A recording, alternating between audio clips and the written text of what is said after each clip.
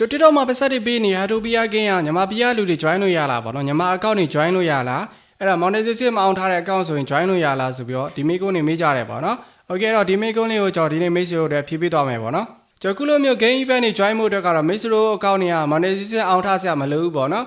follower တွေကန့်သက်ချက်တော့ရှိပါတယ်ဒါပေမဲ့ဒီ game ကတော့ follower ကန့်သက်ချက်မရှိဘူးပေါ့နော်အခြား game တွေဆိုရင် follower 100ဖြစ်မှ900ဖြစ်မှ1000ဖြစ်မှဒါမျိုး join လို့ရတာပေါ့နော်ဒီ game ကတော့ကျွန်တော် follower ကန့်သက်ထားတာမျိုးမတွေ့ဘူးပေါ့နော်Okay အဲ့တော့မိတ်ဆွေတို့အကောင့်က join လို့ရမှာဘယ်လိုစစ်ရမလဲဆိုရင်ကျွန်တော်ပထမဦးဆုံးမိတ်ဆွေတို့ TikTok Studio ကိုသွားမယ်ပေါ့နော် TikTok Studio သွားတဲ့အခါမှာဆိုရင်ကျွန်တော် game ပုံစံလေးနဲ့ပေါ့နော် gaming incentive program ဆိုတာလေးရှိပါတယ် game club ပုံစံလေးနဲ့ okay အဲ့ဒီတစ်ချက်ဝင်ရမယ်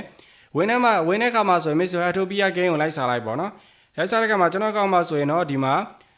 ဒေါ်လာ4000 price ဆိုပြီးတော့တော်1ဝယ်ခဲ့ဆိုပြီးတော့ Atopia logo လေးနဲ့အဲ့ဒါလေးပေါ်နေမှာပေါ့နော်အဲ့ဒါတစ်ချက်နေမယ်ဒီကမှာမိတ်ဆွေတို့ကောက်မှာဒီနားမှာ post now ဆိုတာလေးပေါ်ရမှာပေါ့နော် post ဆိုတာလေးစာအနီးလေးပေါ်ရမှာအဲ့တော့မိတ်ဆွေညီမ account ဆိုရင် join လို့မရဘူးဆိုရင်တော့ available your country or region ဆိုပြီးတော့ဒါမျိုးပေါ်မှာပေါ့နော် Japan account နေပါပြီဆိုတော့ join လို့ရမှာသိကြတယ်ပေါ့နော်ညီမ account ကတော့မသိကြဘူးပေါ့နော် okay တော့ဒီနားမှာ post ပေါ်ပြီဆိုတော့မိတ်ဆွေတို့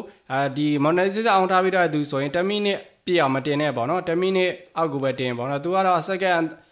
30နဲ့စလုံးလောက်တင်ပေးရမှာအဆင်ပြေမှာပေါ့နော် okay အဲ့တော့ဒါလေးမြောက်ပေးခြင်းဖြစ်ပါတယ်အဲ့တော့မိတ်ဆွေသိချင်တာစီရင်လည်းကျွန်တော်ကိုမိထားခဲ့လို့ရပါတယ်အားလုံးကျေးဇူးတူတူပါခင်ဗျ